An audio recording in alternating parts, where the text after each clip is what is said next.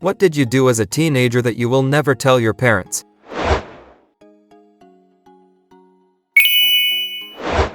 All those times I sarcastically answered, smoke the reefer to the question of what I was going out to do, I was actually telling the truth.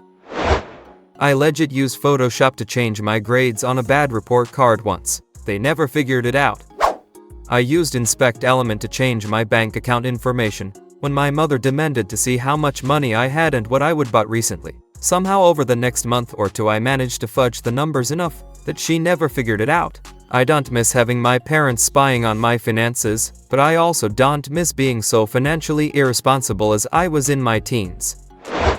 I am way late to this, but I'd like to admit this. In high school my mom was really broke. Me and my sister lived with her, and we had recently moved into a house with my mom's new boyfriend.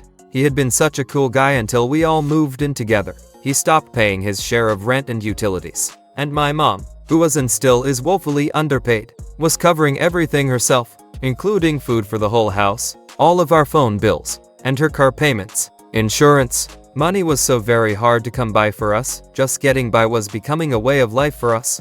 Winter came along and the temperatures dropped below 30 degrees Celsius. Mom worked mornings and her boyfriend refused to drive us anywhere before noon, so we had to figure something out. My dad decided to step in, still in our lives. We just don't live with him and we hardly saw him until this point, and drive my sister to school. She was in grade 10 and had decided to stay at the same school as she had been for the years earlier. I wanted a change and went to a closer school, still a 20-30 minute walk, but far closer than hers. The winter was sapping my energy and making me sick on my long walks to and from school. Something had to be done.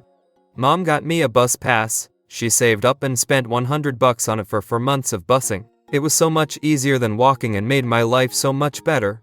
I was so relieved to not be walking. I had a medical issue with my testicles. Walking was getting pretty hard. But that's another story. The part that I'll never tell her, I lost it within a week. I cannot figure out how. Maybe it was stolen or it fell out of my wallet on the bus. I don't know. I was so sad and felt so unbelievably guilty that I had refused to tell her. I kept my schedule the same and left when I normally would to catch the bus. But instead of busing I turned down a side street and rushed as fast as my half-frozen legs and balls would go without killing my stamina. I barely made it to my classes on time for months. My mom still recalls this one day when I was unusually positive and talkative with her. It's because I was high out of my mind on Ritalin. I had a mini breakdown when I took Ritalin once and called my mom at 6 in the morning and told her how depressed I was and how anxious I was and that a lot of the problems I had were because of her and my dad. Not a proud moment, sorry mom. I really didn't want to do PE one day, but I didn't have a good reason, so I knew my dad would not write me a note. So what I did instead was get a plain piece of paper and asked him to sign it, because we are doing a thing in English where we try to guess the personality of a person from their signature, which he totally bought. I then went to the printer and typed out your standard sick note, stuck the signed plain paper into the printer, so when the note printed my dad's signature would appear at the bottom. I will probably tell my dad this at some point, because I am actually kinda proud of myself for pulling it off. When I was 13, a friend of mine used to steal his mom's muscle relaxers and split them with me at school. And some of those days I would have my dad pick me up, because I was not feeling too great, but I did indeed feel great.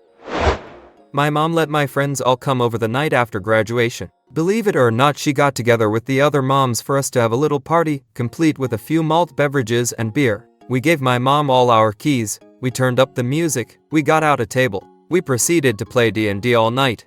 My mom still thinks we got drunk. It would break her heart to know the truth. Set up, sister is 4 years older than I, straight as an arrow, the type of sibling who enjoyed snitching on her younger brother. No worries, she is away at college. I am the exact opposite, always in trouble, always playing it fast and loose. I am a senior in high school. I am holding down a job, getting decent grades, and my parents decide that they can finally trust me enough to take a vacation and leave me in the house. They hire a house sitter, John, who does not care what I do as long as I don't burn the place down. On a fine Saturday morning, I wake up, pour myself a drink from my father's locked booze stash and put on some porn. I am wearing a pair of underwear and nothing else. 10 minutes later, surprise, my sister walks through the door. Fortunately, I hear the car just in time to shut off the porn and throw a blanket around my mostly naked and fully erect body parts. Sis notices, of course. that I am hanging out in the living room, wrapped up in a blanket, face red as a beet. Hey, didn't know you were coming home. I am gonna jump in the shower. End of story. Right, wrong. Sister finds my drink, spiked with dad's booze. I would finished it off, but she detects the smell of booze. Unbeknownst to me, she reps the cup in saran wrap, sealing in the smell. She writes my parents a note, telling them how she found the cup next to my chair when she popped in for a surprise visit. She places the cup and the note in my parents' bathroom. A couple of days pass. I am preparing for my parents' imminent return by cleaning the house. I find the note and the cup hidden away. Not only does it implicate me, it implicates John, the house-sitter. Seems that my sister also found a stash of condoms and lube elsewhere in the house. I read it. I am beside myself. I take the saran wrap off the cup, rinse it, replace the contents with plain Coke. I then show the note to John, the house-sitter. John, well, she is a bit on edge. The condoms are mine, just part of my overnight kit. Why was she snooping through my things?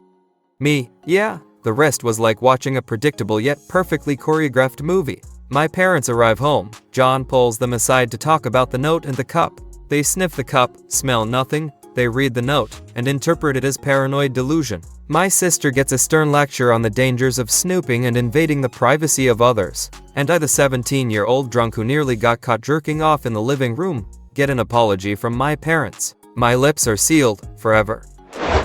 My parents were both out of town but left the car with keys in kitchen. Anyway, I was 16, just learned how to drive, and this girl texted me to come pick her up and come back to my place. 10 minutes later, I am grabbing the keys and driving across town in a car that I should not be in with no license. They are never gonna find that one out.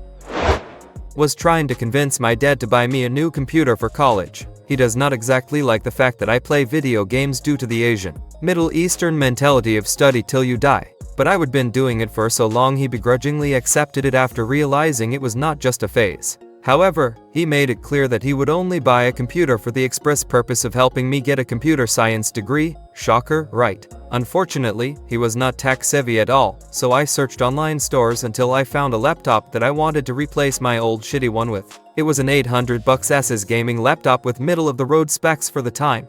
There was no way he would ever buy me a laptop that was built for the express purpose of gaming. So I used Inspect Element to replace all instances of the word gaming on the product page with the word studying, and made sure not to reload the page when showing it to him. It would change the words back into gaming. It worked, and within 1 week I got my new studying computer. That it was me who looked at porn in the family computer, not my brother. So did your brother. When I got my first cell phone, a Nexus 5, my parents kinda went nuts with the whole plugged in and turned off in the living room at night thing. Knowing them it was probably an anti-porn measure. Unfortunately, or them, my 3DS had and a half-decent internet browser. I sneaked out a few times to have alone times with a high school girlfriend. Only got caught once.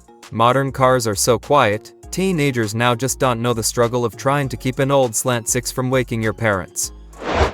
I used to intern at a radio station. One day, I told my parents that I was going to go early to sit in on an editorial meeting. Instead, I took a bus an hour south to interview a felon about her experiences with solitary confinement and prison debt for a piece I was working on. They think this interview took place at the station. If they found out the truth now, they would probably get a heart attack. I put a rug under a pine tree in my grandparents' front yard and fucked the neighbor girl at least twice a week. Good times. Snuck out of the house with a friend while I was staying over with her to meet a group of boys. She hooked up with one of them in a truck while the rest of us, me and the other two guys, hung around in the desert at night trying not to notice the truck rocking back and forth. I must have been 14 or so. Never did anything like that before or since. I went with her BC. I was afraid she would get in trouble with the boys by herself, so I wanted to watch over her. We got caught by her parents, who told me they were going to tell my parents. I prepared to be grounded for life. Then her dad changed his mind and told me I was a good kid and he would let this one go, but we had better not sneak out of his house again. Needless to say, he went through this a lot with his daughter. I never told my parents and never will all. And I am 28 now. I am not proud of this anymore, but after I realized that my parents had stashed all the liquor behind the washer and dryer, I totally started taking a few shots here and there. Once my friends found out I had access to my parents' redneck liquor cabinet, we overdid it one weekend at the beach. And I panicked because this time I knew my parents would notice, but I also had to pee, and there were no public restrooms at that beach. So I went behind a sand dune and peed in a fast food cup, then poured it back into my dad's mostly empty rum bottle. Drunken teenage logic decided that I would had enough rum that day that I had just been borrowing it from good old dad, so I gave it back. I will never know if my parents used the rum for anything, but what I can say for sure is that they attended a party every January and brought their own homemade brew which was part rum. Thanks for watching. Share your story in the comment.